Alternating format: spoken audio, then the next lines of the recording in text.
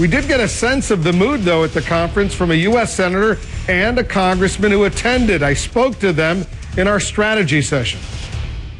And joining us now, Democratic Congressman Ed Markey of Massachusetts and Republican Senator James Inhofe of Oklahoma. Congressman Markey is in Copenhagen right now. Senator Inhofe is just back from Copenhagen.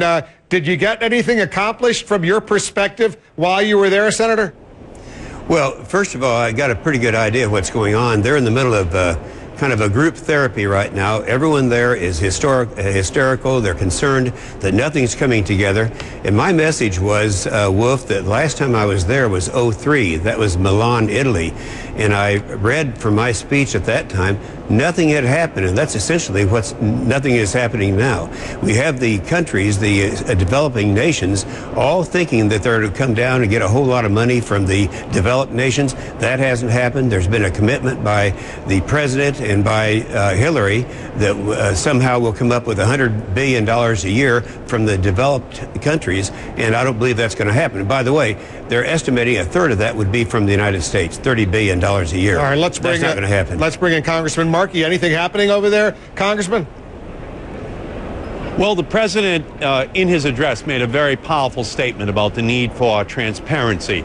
And that becomes the last remaining major obstacle to reaching an agreement. And I do believe that his speech riveted this entire conference, and the Chinese and the United States are now trying to find a way of resolving that final issue, but it has to be one that does guarantee transparency for the commitments that the Chinese are making. Here's a clip of what the president said in Copenhagen. I want both of you to listen to this, and then we'll discuss.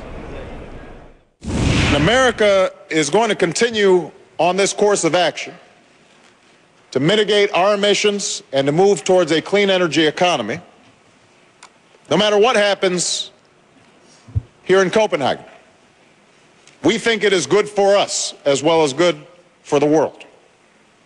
But we also believe that we will all be stronger, all be safer, all be more secure if we act together. All right, the House of Representatives has a lopsided Democratic majority. It's already passed the House, the energy bill, the cap and trade legislation, as it's called. Senator, do you and your fellow Republicans, backed by some Democrats, have the ability to block this legislation in the Senate? Well, first of all, Wolf, you have to say not just Republicans, because at most there might be 25 votes. They need 60 votes to do it. And I have to say this, and I hate to say it in front of Ed Markey, but those bills are dead. They're not going to pass. And I think people over there are in denial. They just don't want to admit it. But every time we have this legislation up, it is defeated by a larger and larger majority. And only this morning in the Washington Post, they said only a third of the Americans believe that scientists even agree that global warming is an issue.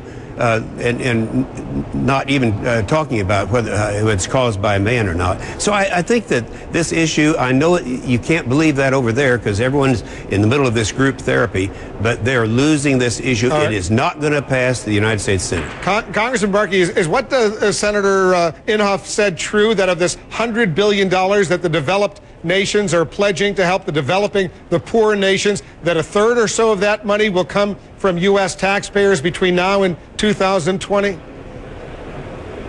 Secretary of State Clinton said that the United States would pay its fair share. That has yet to be determined. But the key here is that we can no longer go on a course where we import $1 billion worth of oil every day from overseas 365 days a year. $144 a barrel oil, that's the real tax on the Americans. We have to break our dependence upon ExxonMobil and Saudi Arabia. And what Senator Inhofe is recommending is that we just continue business as usual with our relationship with oil. And if we do that, then we will have this constantly recurring cycle of recessions based upon this importation of oil that wreaks havoc with our economy. And by the way, when Senator Lindsey Graham, Joe Lieberman, Susan Collins, and others all say they're going to work constructively on passage of a bill, the same prediction Jim Inhofe made about passage of the House bill, where he was wrong, will be true about a bill in the Senate.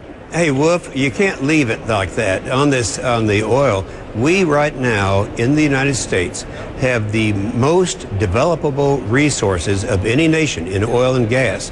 167 billion barrels that we could be developing, but the Democrats won't let us do it. That's equal to 25 years of importation from the Middle East.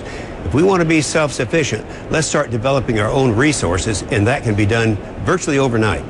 You want to respond to that, Congressman? I'll be glad to respond to it.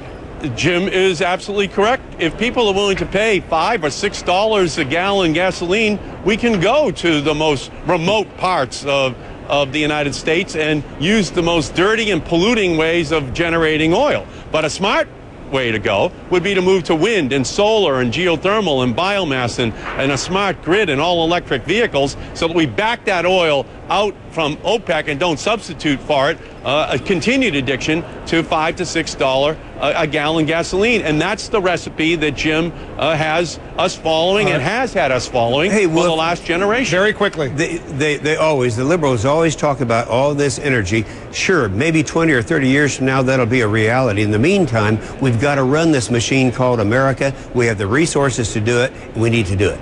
We'll leave it on that note. Gentlemen. We have 3% of the world's oil reserves. That's not true. Not true at all. We are the largest reserves in the world. 167 billion barrels is what we have. Absolutely untrue. Could not be more untrue. Absolutely true. We'll continue this discussion on another occasion. Good to have Senator Inhofe back from Copenhagen. Congressman Markey, have a safe trip back here. We'll stay in close touch with both of you. We're going to fact check that last point to see which one of you is telling the truth, the whole truth, and nothing but the truth. Guys, thanks very much.